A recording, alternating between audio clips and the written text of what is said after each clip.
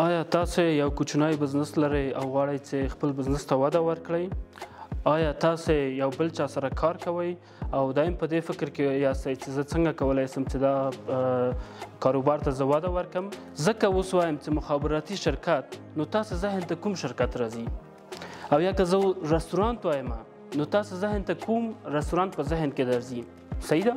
نو دا کوم ایمیج یا کوم بزنس نیم چې تا ذهن ته راغی دې ته موږ په مارکیټینګ کې مایند سپیس وایو. د مارکیټینګ یوه سروې سوې ده چې که چیرې ته یو شی په دوامداره توګه ډېر څه واورې، حتی که ستا بد هم راځي له غشینه، نو کرا د خپله ستا ذهن چې ده دا به مني او هغه به خوښوي. خو که ډیجیټل مارکیټینګ ته راسو، ډیجیټل مارکیټینګ کې موږ شپږ یا اووه ډېر مهمه مارکیټینګ چینلز لرو. سوشل میډیا ده.